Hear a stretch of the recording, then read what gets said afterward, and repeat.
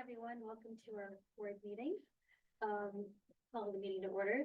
A recording and or broadcast of this meeting is being made at the direction of the board, which may capture images and sounds of those attending the meeting. I will now take the roll. Brian? Present. Vladimir? Here. Stella? Here. Jim? Here. And I, Shelley, Circuit here as well. Oh, I think we have some students who are going to lead us in the Pledge of Allegiance. A little birdie told me. And would you like to help us as well? Robin, your brother? Yeah. That's great.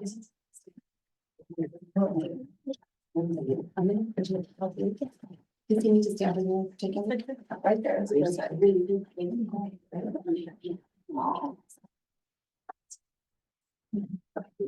Ready? Nice. Gone down there.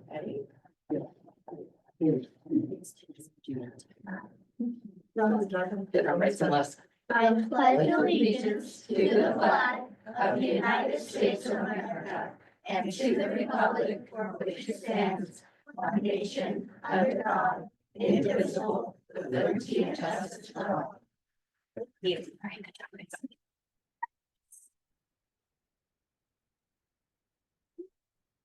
Would any board members like to provide a comment on tonight's agenda? Then may I have a motion to approve tonight's agenda as presented? So moved. Thank you, Vladimir. I'll second. Thank you, Stella. A motion to approve the agenda as presented by Vladimir, seconded by Stella. All in favor? Aye. Any opposed? Any abstentions? Excellent, motion passes. All right, closed session report. In the closed session, direction was given to staff, but no action was taken in closed session tonight. Now move on to the superintendent's update. I have a quick update for you tonight because I know we have our eager guests. 3 items. One is I hope you received an email from Claire Crane about our wellness centers at both Block and Egan opening next week. We are so excited. We have Egan's opening on Monday. Blocks opening on Tuesday. We hope that if you're able to make one or both of them, that would be terrific. I want to thank Jen Walker, who's one of our former school psychologists and mental health therapists who's now been working with us for this special project. Claire Crane, of course, our mental health therapist at both junior high schools, and of course, Connie and Wade, who are leading the charge, along with Jen Piper. We're opening our wellness centers and really able to establish them with a series of 3 different grants. So we're so thankful for that opportunity to really support our kids at the junior high schools. So we hope to see you there. Just a time and date stamp. Next Thursday, the 13th, we have a minimum day for students. That's a time for teachers to have some extra work time, and our classified aides have some training options for that shortened day because that is a work day for them. So we're happy for that to happen on the 13th. And then I'm going to ask you, I did not put this in my weekly update to you, to hold the date of March 28th, if you're available. It's a Friday. From 3:30 to 5, I'm working with Mountain View High School's tech intern team and Dr. Kip Glazer, the principal over there. March 28th is National AI Literacy Day, and they're going to be hosting an AI workshop. We'll be inviting students, parents, and staff members to join us, with the ultimate goal is we're going to get a report from these very talented and amazing high school students that will help inform our philosophy statement around AI as a district. So we're really excited, and you will get, it will be over at Block. You'll get an actual formal invite. We'll share it out to the communities. But I just want you to get that date on the calendar because it's coming up quickly. That's great. That's exciting. Yeah, Thank you. very exciting. That's it for my update tonight. Hey. Ooh, best part of the evening, our school presentation. I understand we have both in the house. Yes. All right. Well, good evening, everyone. As you all know, LASD focus for this year is deeper learning, and Oak has been the principles of deeper learning are purpose, agency, community, and learning by doing. And so you see that in all grades, starting TK all the way up to 6th grade at Oak. And we thought what a wonderful peek it would be for you all to see what our little list grade does with deeper learning. And so here's Miss White, our amazing TK teacher. Easy. So I'm gonna go through a couple of sort of adult slide, grown-up slides, and then I'm gonna let some of our TK students talk about how this happens in action in TK. So guiding principles of early childhood education, NAEYC, that is the most highly respected organization that weighs in on developmentally appropriate practices. And I think you'll see as you kind of glance through this, some of the vocabulary that jumps out that ties in so much with deeper learning. Exercise through intentional teaching, educators blend opportunities for children to exercise choice and agency, support specific learning experiences, be active constructors of their own understanding, initiate and regulate their own learning activities and interact with peers, right? It's just so, it couldn't be more, I think, more closely aligned, and we kind of are the foundation then hopefully of launching kids up into that way of learning as they go on. So a few more, again, quotes to kind of peruse, but their statement on developmentally appropriate practice, as you know, assumes children are born eager to learn. They take delight in exploring their world and making connections. And I just bolded some of the language. Again, delight and wonder in learning, joyful learning, maximizing opportunities. And then I also wanted to kind of point out the alignment with our new preschool transitional kindergarten learning foundations, because those are the core. It's different from the standards, it's different from kindergarten and up standards, but it is the what drives best practices in our TK realm. And it's just new with the state, came out last summer. And so again, the integrated nature of learning. And I pulled out this quote in particular, mathematics skills, and they detail out noticing patterns, collecting or interpreting data. Those flow right into the scientific process where children carry out investigations and document and interpret their observations. When early education experiences build on what children know and invite them to use their own skills and knowledge playfully across domains, they thrive in learning and development. So again, it just all goes together. And then the quote from Dr. Mehta at the bottom there from an interview in the Harvard Gazette on deeper learning being not just, it is the understanding, not just of the surface features, but those underlying structures and ideas, which is always what we're aiming for. And you're going to see a couple places where we further integrate the little project we're going to talk about tonight with other things going on through the year. So, okay, so this is what we couldn't have timed this better, you guys. It's amazing. So since January, we have been visiting online, the live stream of you've maybe seen it on the news now, but we've been watching it since January when we came back from break. Empty nest, seeing the Jackie and Shadow, the male and female bald eagles that live there, knowing that their time of laying eggs would be coming in January. And so we started watching before, and then what happened? How many eggs did they lay? And so it was very exciting. And so we started this inquiry project. I offered this as a provocation, see if they're interested in what they want to learn about it. There's endless ways you could go. And so these were just some of the questions that came up. How many eggs at the very, very beginning? How long until they hatch? How does Jackie stay warm when it snows, which it does a lot? When do the babies leave the nest? And so this whole thing are, again, a preliminary sort of, and this was done as a shared writing where we kind of co-constructed the text. I did the writing, but they came up with the questions. So we've had this as our focus, and they laid eggs on, let's see if we can see. March 3rd. That's today's. So you can see that. Based on this, we've kind of been documenting what we've been observing and found that right around January 22nd, she laid the first egg. And then a couple of days later, she laid the second egg. And then she laid a third, which was a bit surprising. And so we've been watching. And this week happens to be the week that they was hip watch. And so today, 2 of the eggs are starting to hatch. Wow. It did not plan that. But last year, none of them hatched. she laid 2 and they just didn't hatch. So that is when you enter into doing a project like this, it is a very much a life science. Yeah. It happens, right? So these were further questions today, questions about hatching. How do they make a pip? So they've learned some specific vocabulary and talking about incubating and hatching, and the pip is, what is the pip? What is the pip? Little clock. It's the first little clock in the egg. I just. Um, Word title. Thank you. You guys just happened. So it's really been fun. And so that's the project, and we have the charts and they're in the slides as well, the observation. So I'm modeling for them as we go, guiding and then leading them, you know, sort of, what are they wondering? And that's why it's never the same year to year, no matter what group of students you do this with. And then before we move into theirs, this is where you see it play out. I've seen them doing dramatic play out in the playground where they're chasing each other around, and two of them are Jackie and Shadow, and one is a raven that came and tried to get into the nest.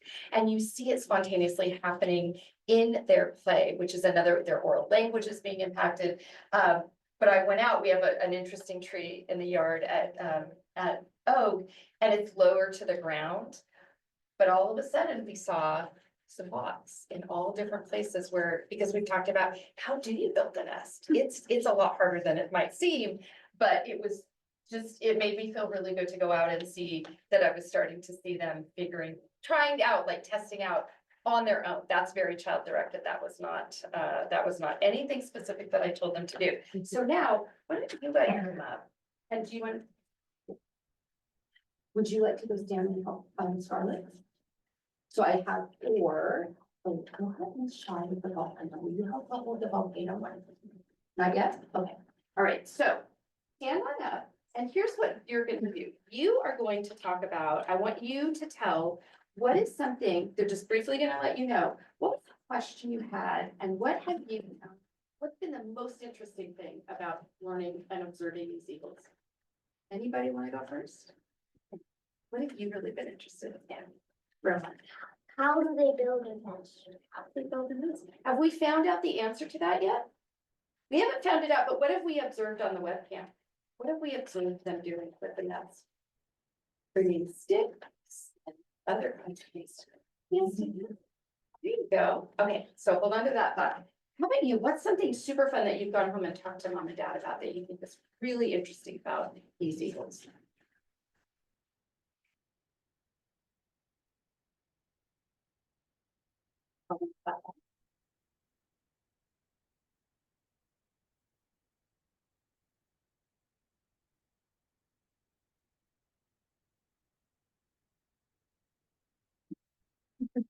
This might have been a little. Do you want to just stand up? Okay, so who thought it was amazing when we saw the raven come and try to get their eggs? Were you worried about what might happen? What did you notice Jackie did? So Flap her wings on the. she flapped her wings on the nest to scare. That was how she communicated to the raven. Don't come, don't take the eggs, right? Okay, so now let's turn your pictures over, and Evelyn, I'm gonna move you over here. Come for me, right here. And then Scarlett, you can go ahead and turn your picture so they can see. Turn them this way. And then Rohan, you go stand by Scarlett. Roy, would you like to stand with me? Okay, so Evelyn is holding the picture of the pip that we saw. Sorry, this was after lunch. Okay. Okay, let's switch. Okay, Scarlett, what picture are you showing them? What did we start to see? Okay. The very first pip, and we got a really good picture. But then by lunch, Evelyn, what had happened? A bigger pip and a second egg started to show the beginnings. And then what did yours show at the very end of the day before we left?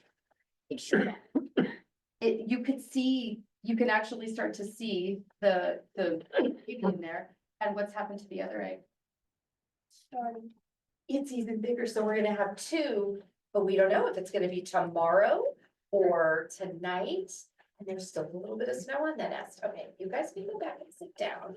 Okay, so the other thing I wanted to do briefly was there's a lot that goes on, and it's very much a lot of oral language in the TK classroom. We're beginning to get into the literacy pieces of them eventually having an observation journal that they're keeping on, because we're also going to be observing the cow falcons when that happens and doing some compare contrast. So they'll begin to document, and so we're putting those developing literacy, alphabet skills to work.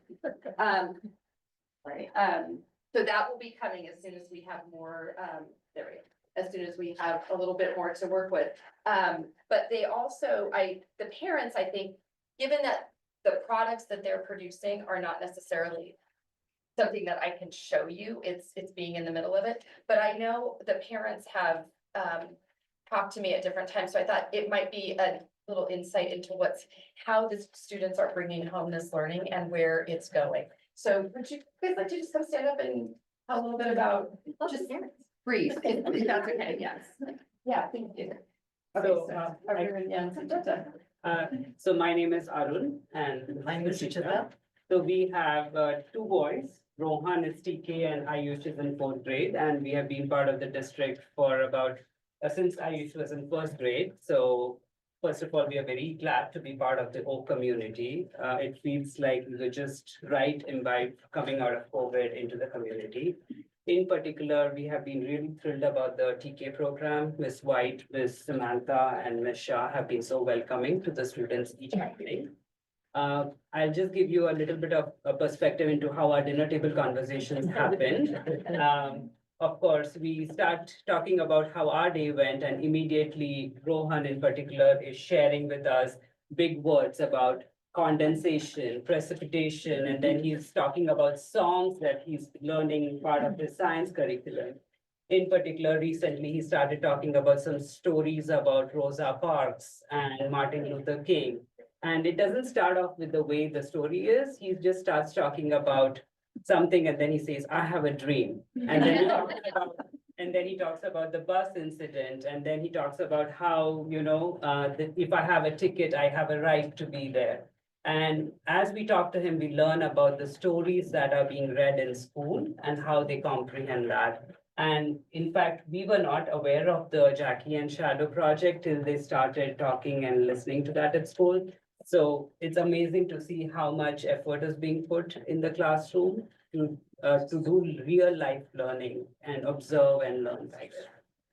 And I would just add to that, and it just shows how curious these kids are, and it's just like they are like sponge for ready to absorb everything what is being told to them, and just excited and just hoping them to continue the journey of learning. And I would like to thank Miss White and Miss Shah and Miss Samantha for just helping them out and building their curiosity. Thank you. And Mitra. Hi, I'm Mitra Rosper Roy's mom. I would echo all of those comments. The two examples I'll share are, one that Roya comes home from school and announces triumphantly, Mom, huge news today. And it's always about Jackie and Shadow. It's not about any of her classmates, because I think she really believes they're part of the class. They're so integrated into all of the things they learn. We have actually looked up where their nest is to see if it's feasible to visit. We wondered if we could hike up and get closer, tied to them. And the second thing I'll share is the sophistication of what they're learning. You mentioned the precipitation evaporation is so far beyond what certainly I was doing at ages 4 and 5.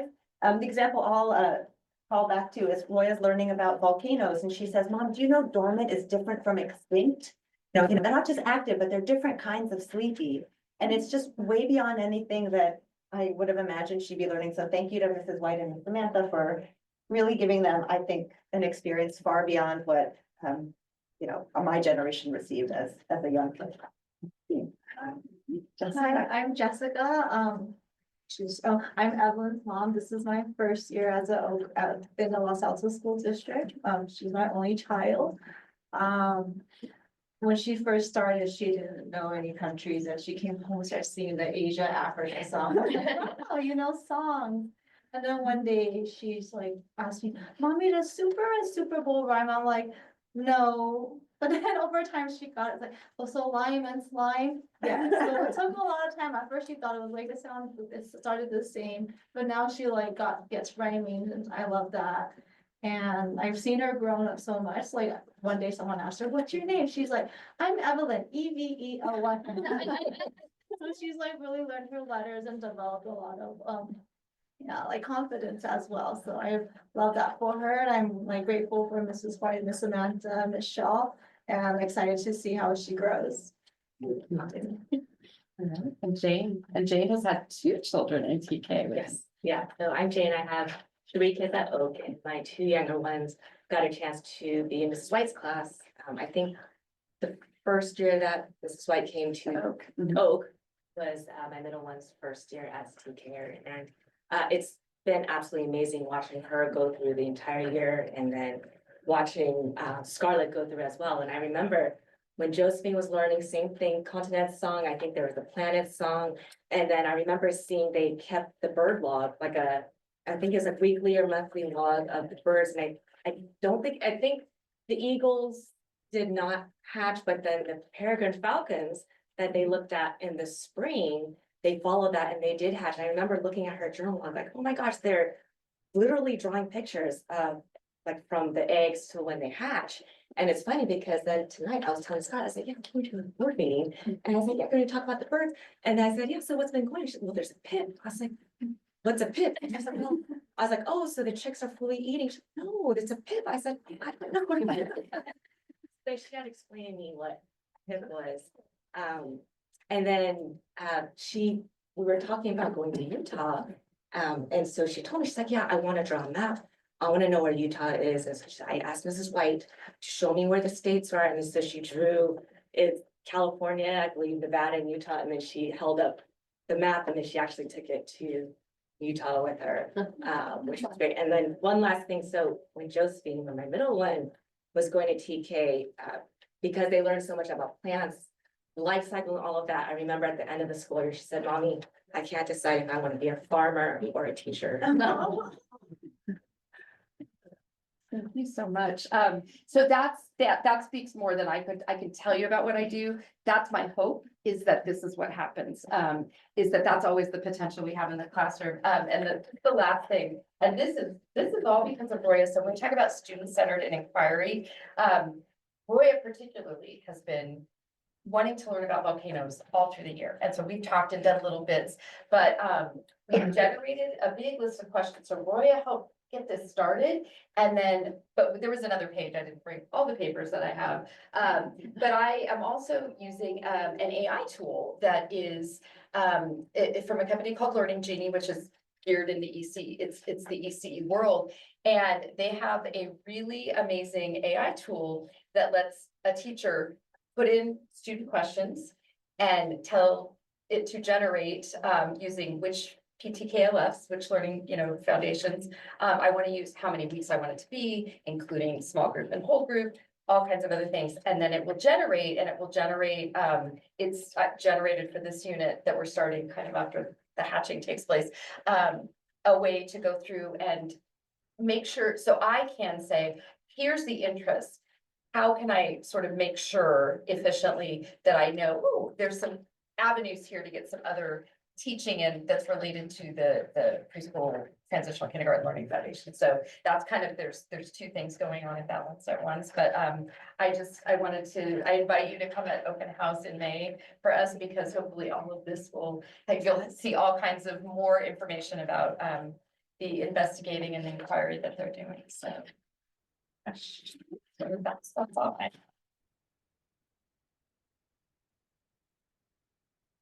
Thank your students for being so brave and standing up and talking to us, and explaining. I didn't know what a PIP was, and some of the questions were like, "Oh, how do they keep the nest?" I didn't think about it, but And we just don't, as adults, sometimes pause to say, I wonder about that. So it's a delight on my end to be able to be in that environment with them, to get to wonder.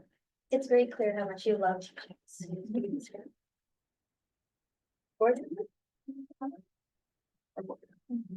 I just want, well, thank you again. When Superintendent McGonigal said our TK was going to present on deeper learning, I had no idea what to expect. Because to me, deeper learning is what you do in like high school and college. So this is amazing. So thank you so much. Example. Thank you.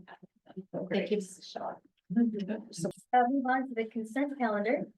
Would any board members like to provide comment on the consent calendar? Okay, then may I have a motion to approve the consent calendar as presented? So moved. Thank you, Vladimir. Is there a second? I'll second. Thank you, Stella. Motion to approve the consent calendar as presented was made by Vladimir, seconded by Stella. All in favor? Yeah, aye. Any opposed? Abstentions? Motion passes. Thank you. Employee request to address the board. Was Alex going to? So I'm gonna do it on her behalf since I'm already back if I go. I have to say too, I appreciate not having the podium. I was a little stressed this afternoon thinking, where are my little skip? Yeah, and I'm not that much taller, so thank you. Thank you so much. Okay, so Alex wanted to share that, and I'm just on her behalf, she said, I want to emphasize that we care deeply about our students' success as a union.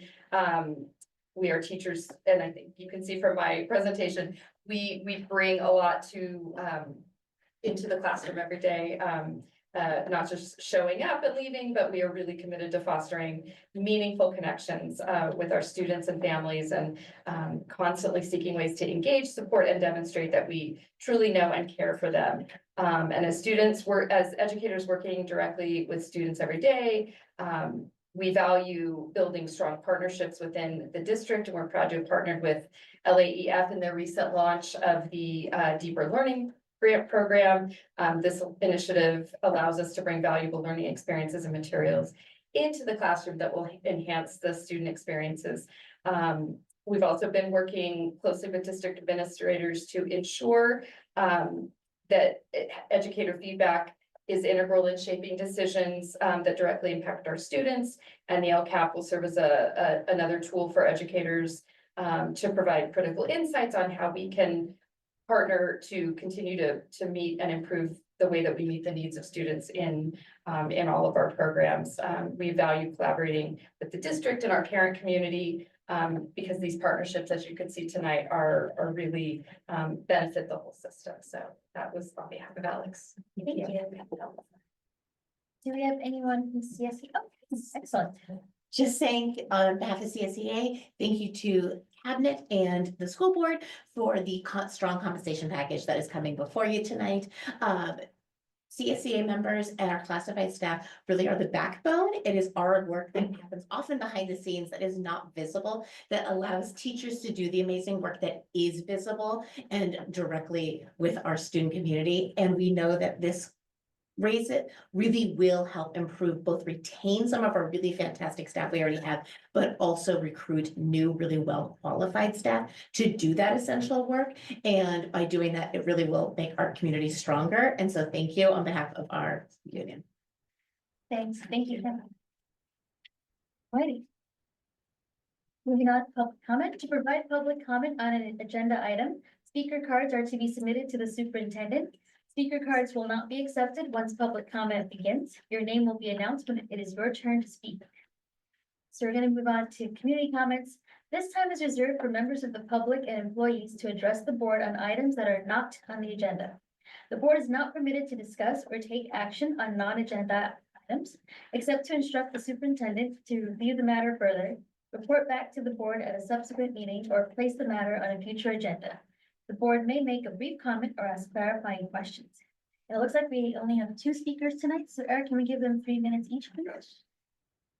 First will be Kay Nicholson and then Pat Brodie.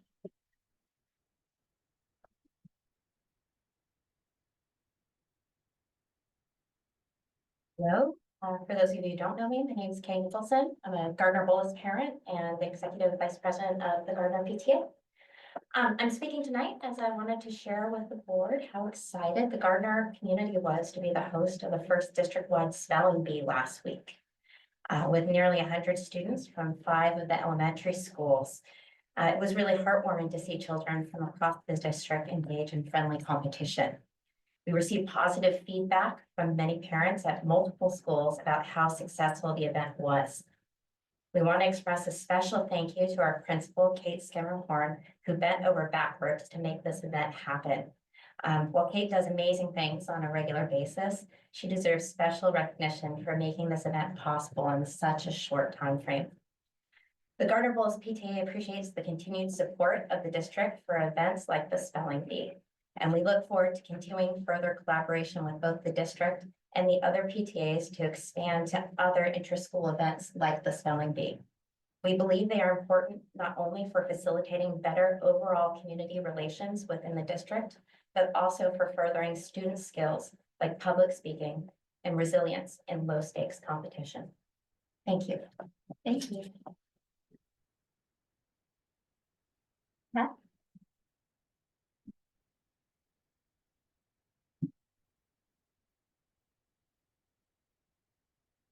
Everyone.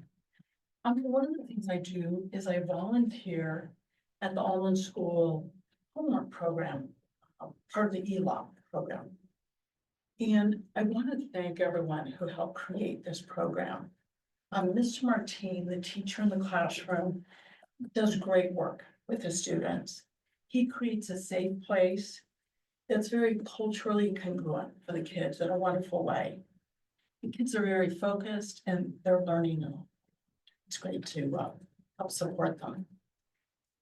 I believe that all the students there are Latino socioeconomically disadvantaged kids. And the data says that across the whole district, every subject, only 27 to 36% of these kids are achieving at grade level. They really need all the extra help we can give them.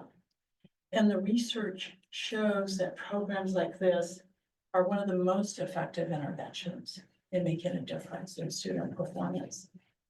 So I want to specifically thank Denise Collin, who I know took, I think it was kind of a courageous step to say, we're going to do it, right? She had, I think, just taken over responsibility for the program and she made the decision to do it.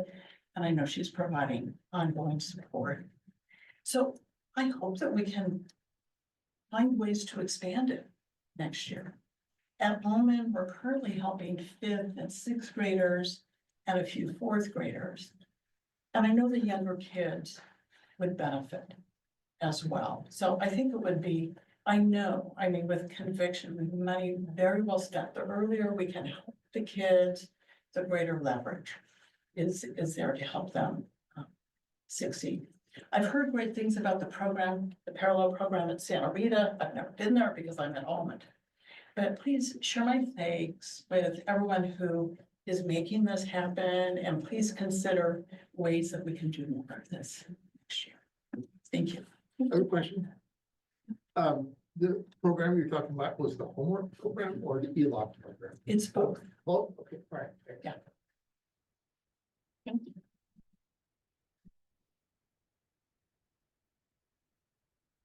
Next, we'll move on to action and discussion items. The art docent program update. Kimberly Dickerson, art docent coordinator, will provide an update on the art docent program. It's nice to see you guys. It's been a while. And welcome to the new board members. Thank you for inviting me today. It's always great to tell you a little bit about what's happening in the art world. So here I am. For those of you who don't know, who are new to the district, new to the board, we're a program that started 55 years ago when there was budget cuts for the arts, and we've provided art education for our district for those 55 years. We're very proud of that.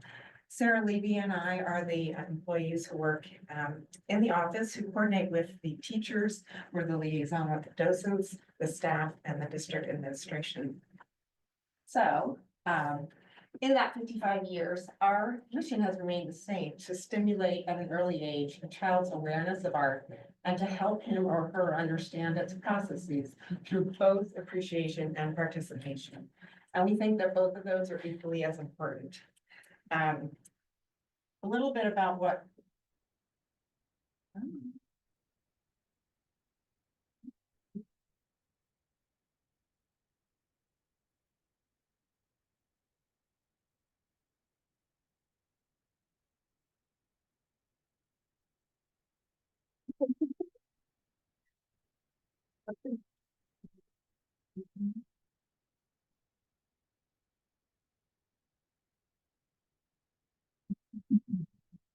Are you able to forward it manually, or do we need to restart it?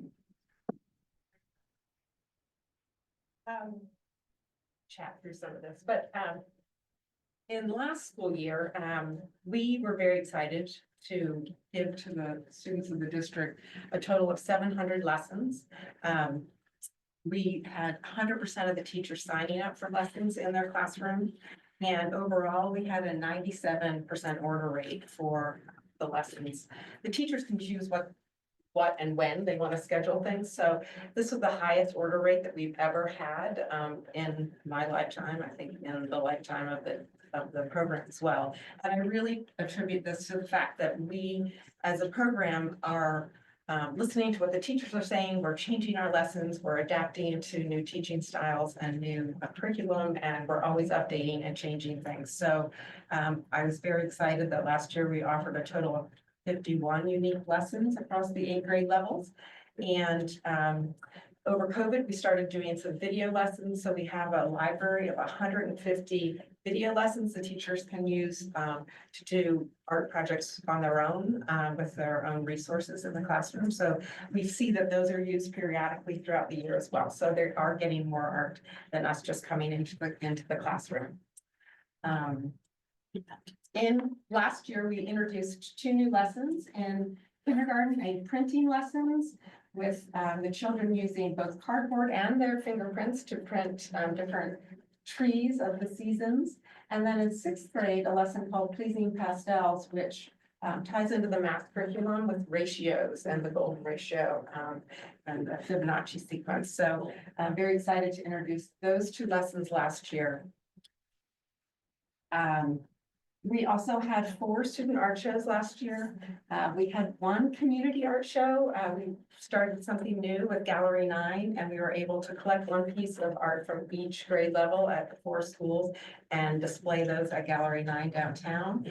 And it was a wonderful time where they had Gallery 9 artists there, and then our children artists came in with their families and they talked and they learned so much from each other. It was an amazing event.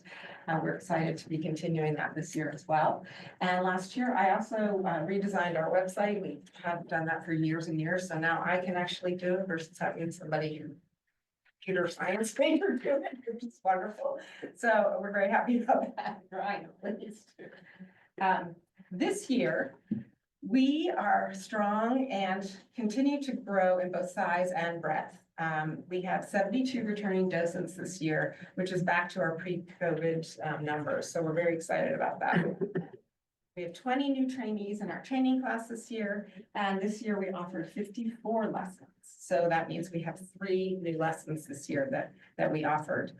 We will have art shows at the 3 other schools at Allman on April 3rd. We'll have an art show, Covington on April 24th, and then on May 22nd for Loyola.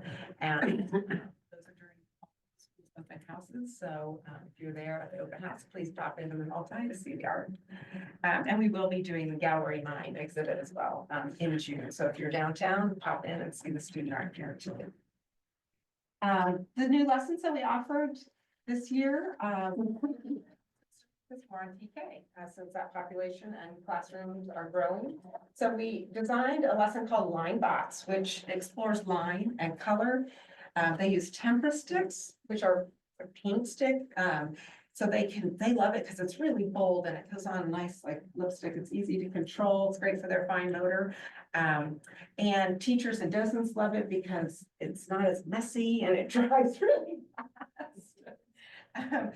So we've seen some great results with that lesson. And then our pattern portrait lesson is, I think, my favorite lesson, where we talk about patterns that they're studying, AV patterns, and the kids actually can make a background that's based on how they're feeling, and they can use large and small or different colors or different shapes and create a pattern, and then we add their picture for a pattern portrait.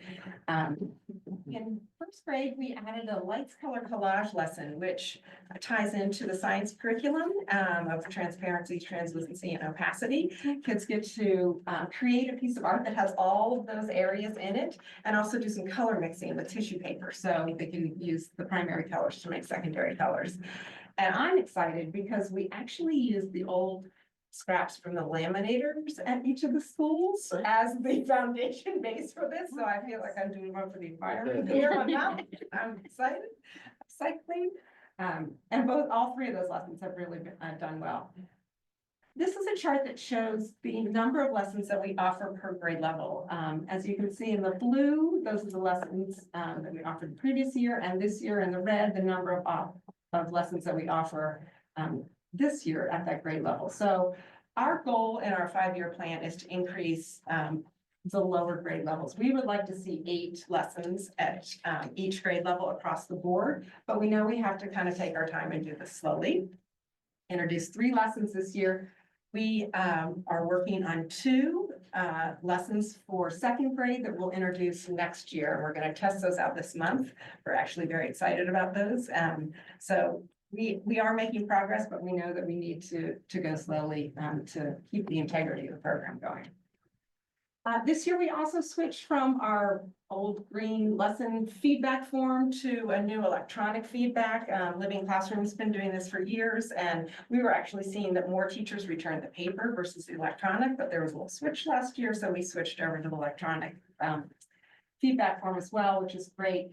I find that the feedback that the teachers put in the electronic form are actually more enriched. There's more information about what we can do to help the next time we teach that lesson or in general with the content. So I'm really happy with how that has gone. So every year we have a new theme for our program. This helps us provide the program for ongoing education for our docents, kind of helps me just come up with a theme. And this year our theme is art. It's good for you.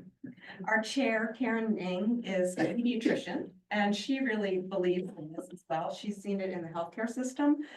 She has just noticed that when art is around, it supports positive outcomes for patients, for their loved ones, for the providers, and for the community as a whole. So we're really focused on that this year. To back that up, the World Health Organization reports that therapeutic benefits of art are many, including just while you're appreciating art, looking at and discussing art, you are encouraged to be present and mindful, to observe and interpret your surroundings. This relaxation and examination improves concentration, which we know can help all of us, myself included.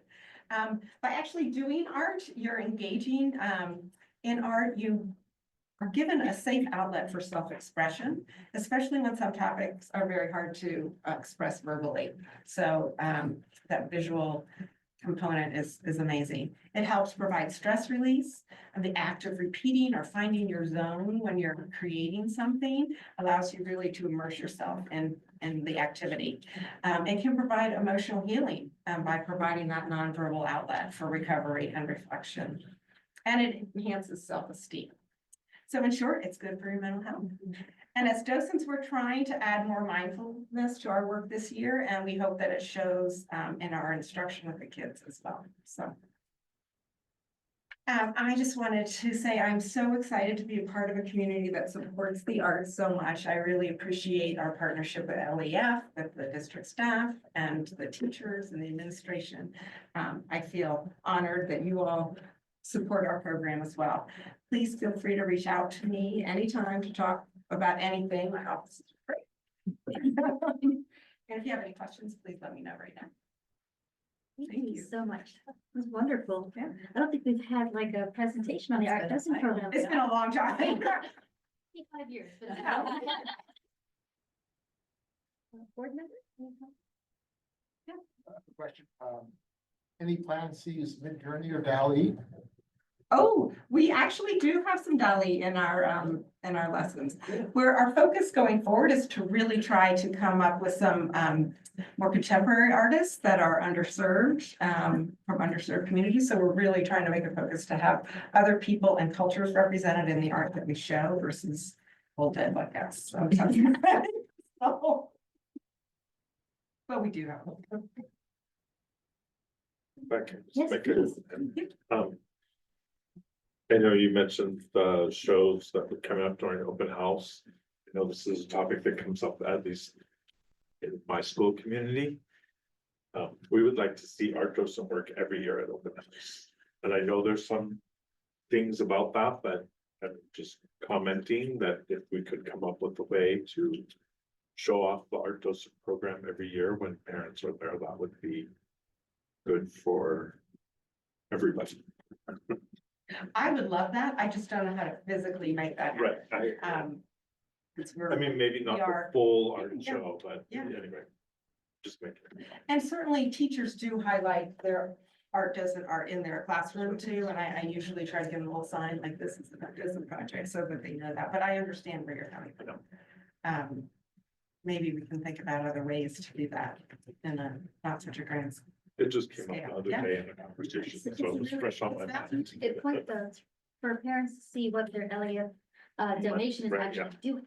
Like it's, you know, And our PTAs are paying for the consumables, yes. They are, Yep. yes, yeah. So it's a great example. of But I think you could do that on a smaller scale. like, Yeah. recommended. Anyway, it just was on my mind Yeah, because it no, came that's up. good. any other comments? Thank you so much for coming today, Kim. Thank you.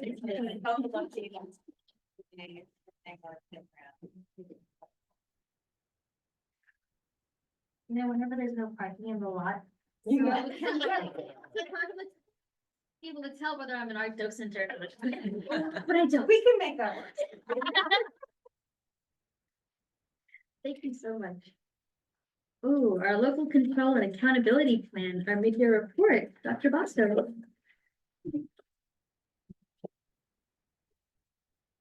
Thank you so much.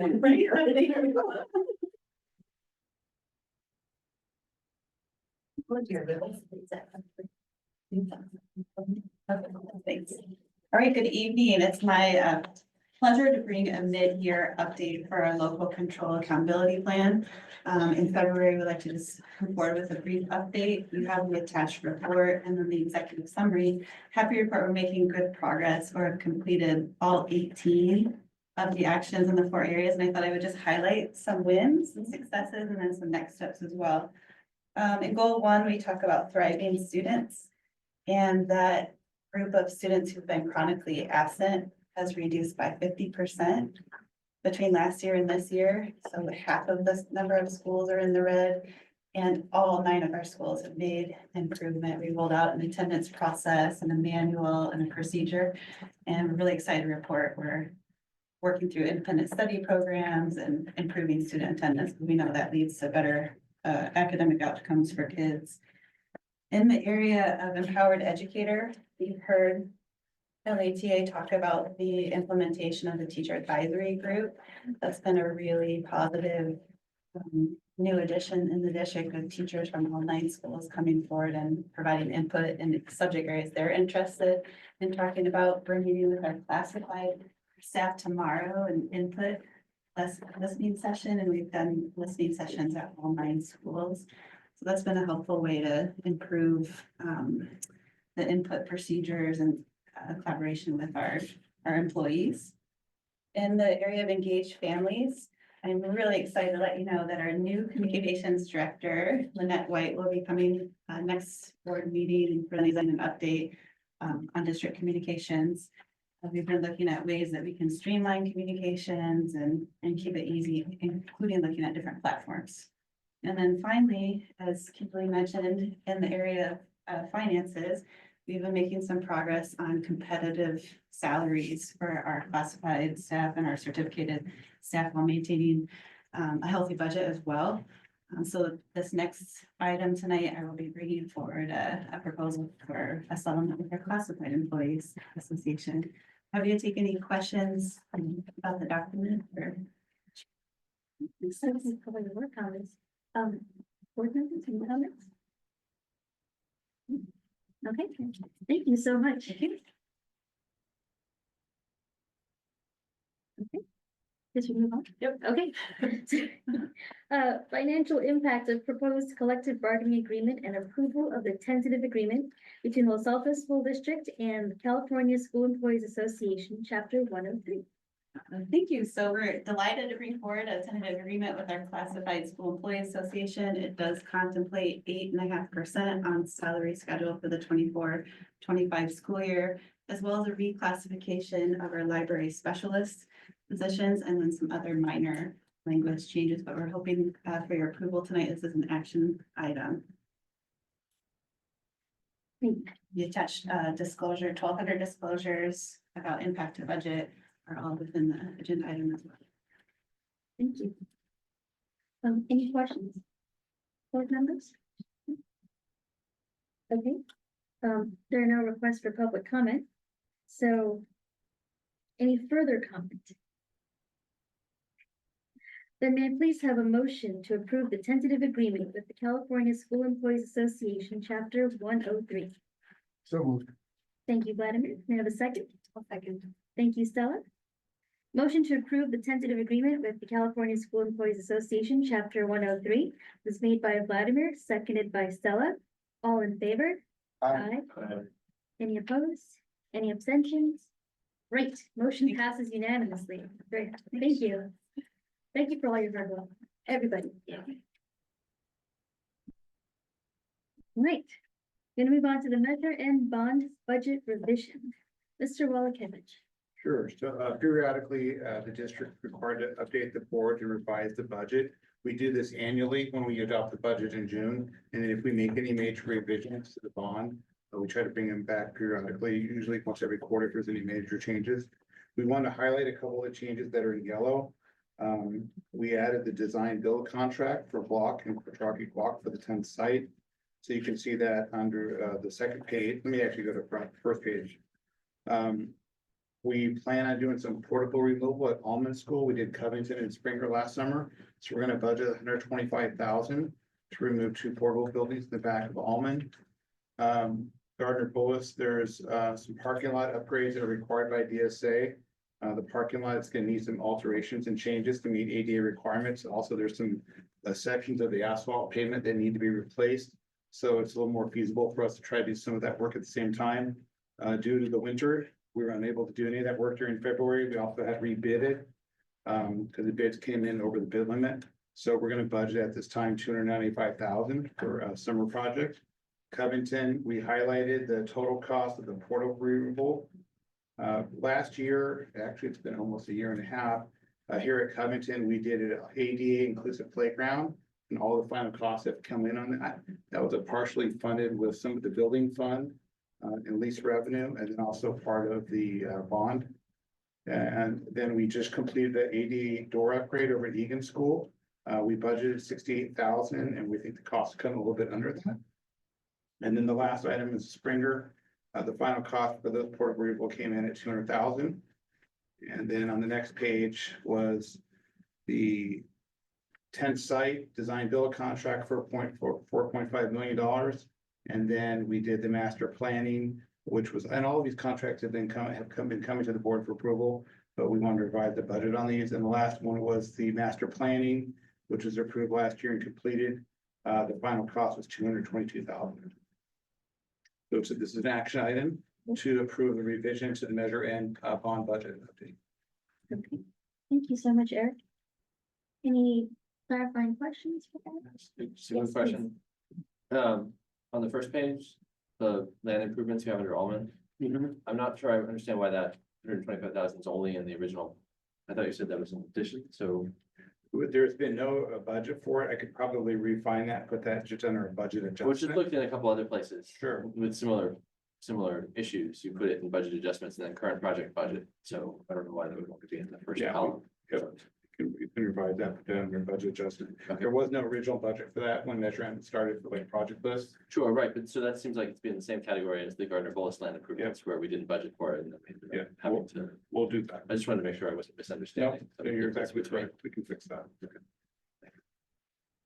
But Eric, if I read this correctly, we spent $8 million on facilities for BCS last year. No, this is total cost from all of Measure N. So these are total all-in costs for the last probably 10 years.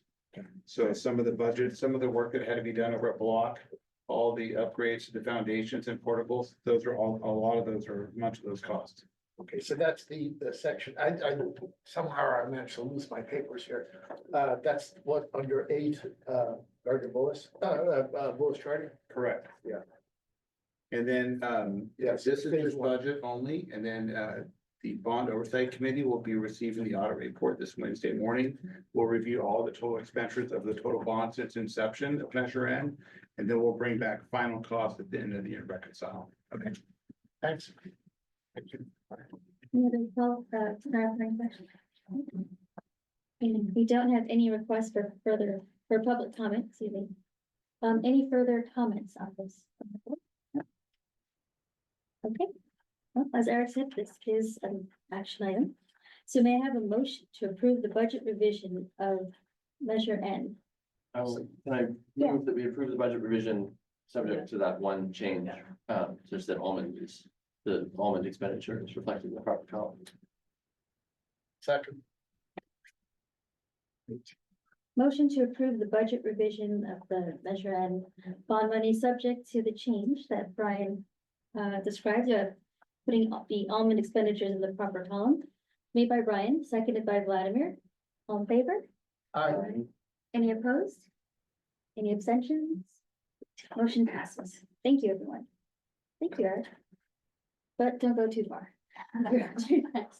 Bond Program Management Services Agreement. Board of Trustees will consider approving an agreement with Cumming Group for bond program management services. yeah, we're excited tonight to present a contract for the board approval, and it's for the Cummings Group.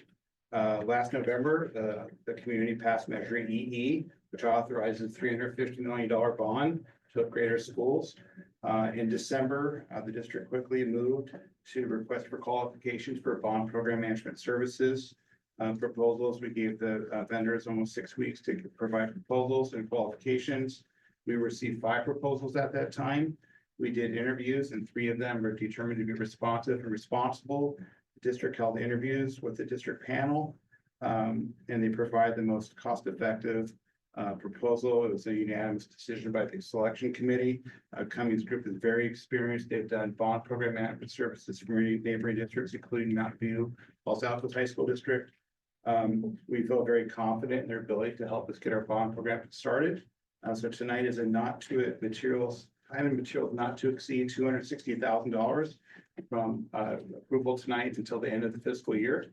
At that time, we'll be asking for an amendment, number 1, which will be for services for the next fiscal year for July 1 through June 30th, 2026.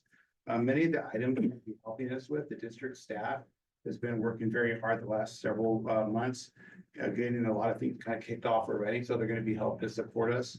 We have very limited district staff, so they're going to be helping us get our bond program kicked off. We do have remaining Measure N dollars, and they'll be helping us with our remaining Measure N dollars. Then once Measure EE and we get sell bond proceeds, then the expenses can be charged to Measure EE once we get Measure EE bond proceeds sold. But tonight is an action item. We're asking the board to approve a contract with the Cummings Group for bond program management services. Here, any any clarifying questions? No. Oh, yes, please. So Eric, you talked about how we would amend the contract to renew it for the following fiscal year. Is that something you anticipate for as many years as it takes to spend the bond money? Correct. And then the program, as the program changes, the contract will also change. And as we start to ramp up our bond program, we might need more services and more support. And then as the bond program winds down after several years, then those services would decline and the program would be adjusted accordingly. I'm sorry if I missed it. But when you said it was 260,000, it's from now until the end of the fiscal year. So then what would it be for the entire next fiscal year? Depending on what staffing and support we needed, bring a proposal, and we'll talk. Staff will be coming, where they'll be located. Do we need to provide a trailer for them, services? How many staff we'll need, how many hours per week they'll be working. And it's based on their staff of how many staff members we have supporting us. Okay. Yeah, and it will change every year. Yeah, every year will be a little different. It's a little bit more upfront to get the bond program kicked off, and then as the program gets moving, we'll adjust that contract and it's in our best interest to only enter in one-year contracts. And we can adjust as needed. Thank you. Any other clarifying questions? I don't see any cards for public comment, so public comment is closed. Any further comment, board members, on this agenda item? Then may I please have a motion to approve the agreement with Cumming Group for bond program management services? So moved. Thank you, Vladimir. Can I have a second? I'll second. Thank you, Stella. Motion to approve the agreement with Cumming Group for bond program management services was made by Vladimir, seconded by Stella. Further bond board discussion. Okay. All in favor? Aye. Any opposed? Any abstentions? Great. Motion passes unanimously. Thank you very much, Eric. All righty. Next, another action item. Yep. One more tonight. The 2025 CSBA Delegate Assembly election, the Board of Trustees will consider casting a vote to fill 4 vacancies on the CSBA Delegate Assembly. Yes, so if you looked at your attachment, otherwise we have it here if you want to grab one and pass it down. But there are 7 trustees from our region running for 4 available slots. Shally happens to be one of those folks running. So as a unit, you all need to vote for or cast your ballot for 4 folks. So typically in the past, some of you have had some opinions on or recommendations. So I think it's an opportunity for you all to speak to it. Great. Anybody wanted to? Well, can I ask you a question? Yeah. I don't know if anybody knows the answer to this question, but I was looking at the existing list of delegates. And there's a county delegate listed, but then one of the candidates that we're presented with is actually a member of the county board now. Right. So I He's was running as an incumbent, but running as, different.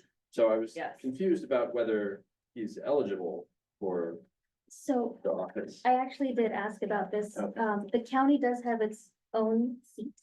I believe, Maimona is the county. And then Jessica's in the second year of a 2-year term. Right, Now she's on the county. right. So the county actually has 2 people on Oh, right. the delegate Right, assembly. right. But, somehow they did explain it to me that Jorge is still eligible, Okay, but then that would mean that there would be 3 county. so it's kind of, so there's a designated county seat, but then the rest are kind of at large, which might be filled by the county board member. Think so. Anybody else who's in I that think so. county seat, that makes sense. I mean, I think it's also important to think about like the mix of large school districts, small school, and elementaries, it's just unified.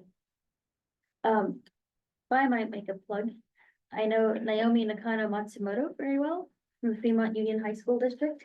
She's done a lot of work for the Santa Fe County School Board Association, so I would recommend her name as one of the 4. I happen to know Shelley Sirkey very well.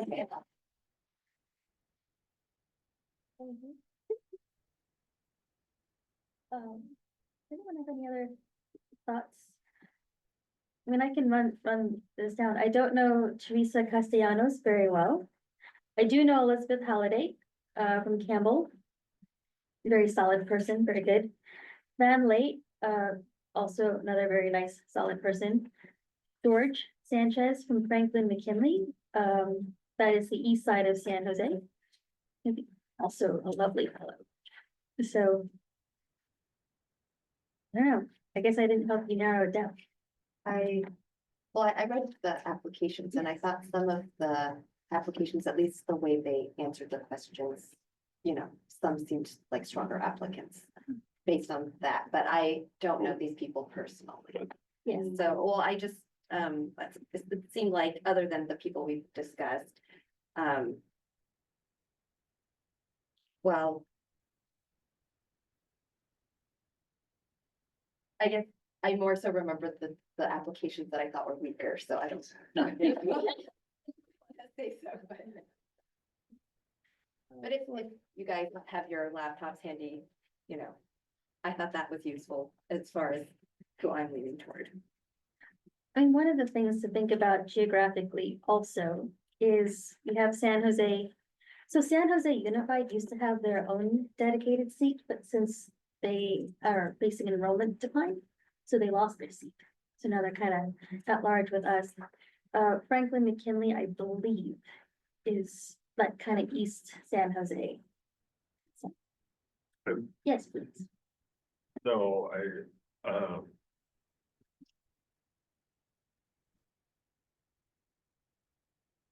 mean, you mentioned three people, they're all with high school districts. Oh, that's true. So I think it would be good to have San Jose as, they're the only unified school district on there. I would agree. That's true. It's Teresa Castellanos. So, question for you. I know that in the past, there have been a lack of attendance to certain school board meetings.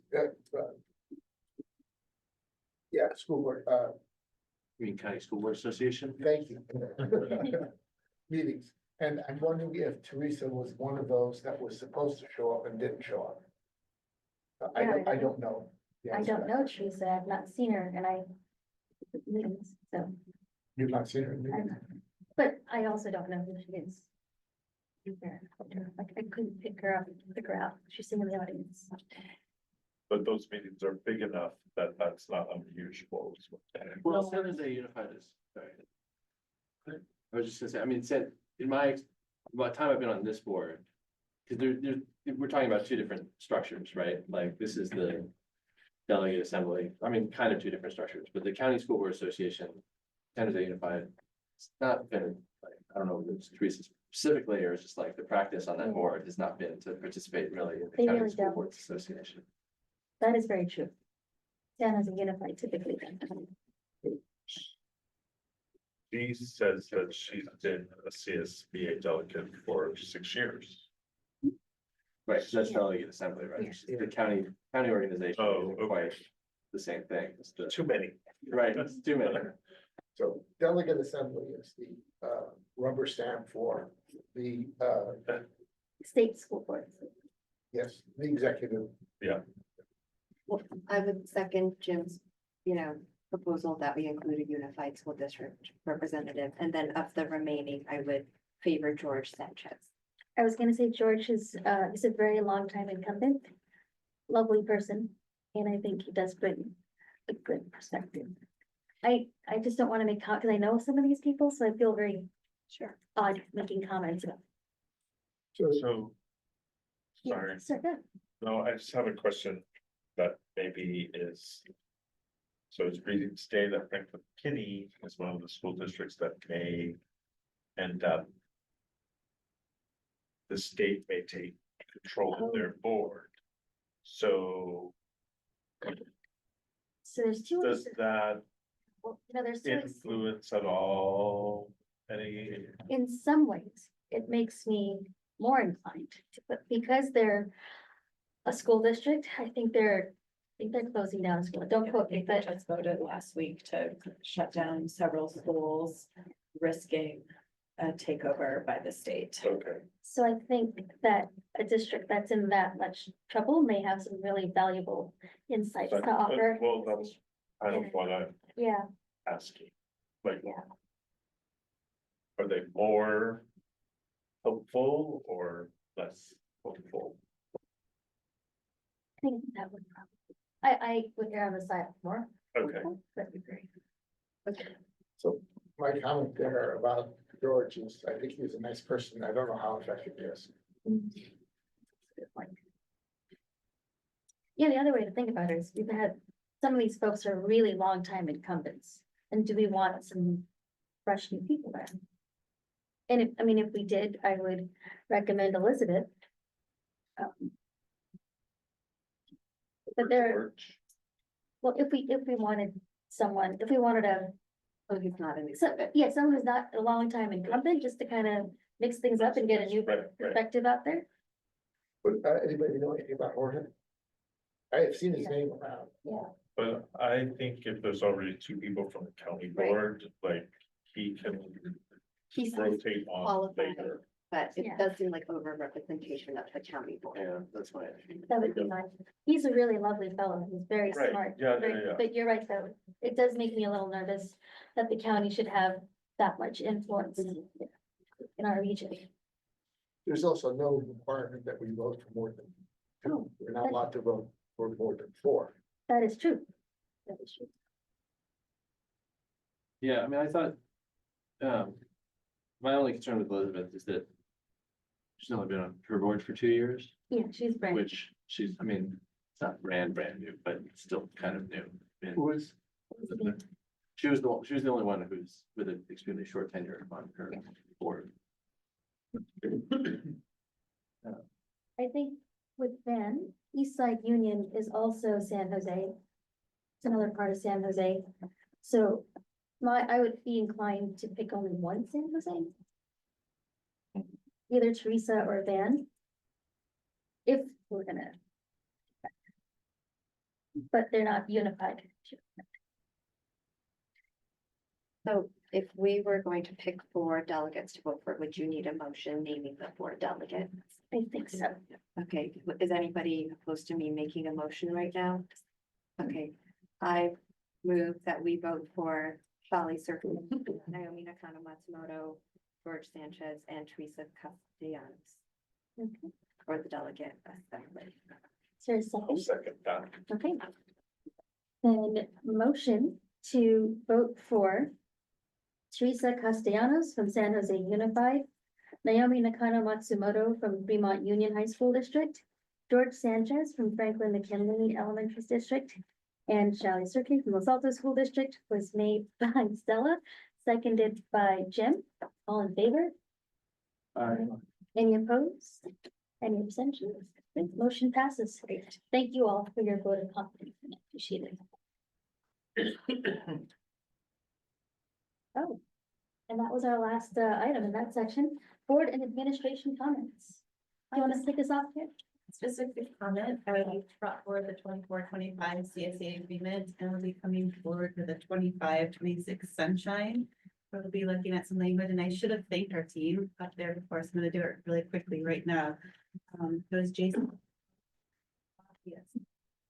Starkey, Tim Trejo, and Jasmina Simic, like Eric and I at the negotiation table, so just want to thank them for their time. Thank you. Yeah, I just want to thank business staff for working over break to make sure we get the contract ready for the AB 1200 disclosure. We're also working on a second interim, which we'll be bringing on the March 17th meeting. We've had our first, had two budget review committee meetings. We've also had CACF, and this is bond oversight committee will be meeting this week. Been a lot of meetings lately, so it's been great. And I just want to thank our staff for working so hard. It's great having Kim here as a partner with CSCA. And she's also actually came to a CACF and she loved it. Oh. So we've got Awesome. LATA and CACF. So thank you, Kim, for helping us. Thank you, Kim. That's awesome. Sandra? Stella? Yes, so Sandra, Jim and I went on a tour of block, which was lovely. And I also, we were also at the Egan Avid presentation, and it was so great to see their projects. And I did have a request for a future agenda item to discuss possible board buddy assignments for next year. Oh, good. Yeah. Sorry, Stella.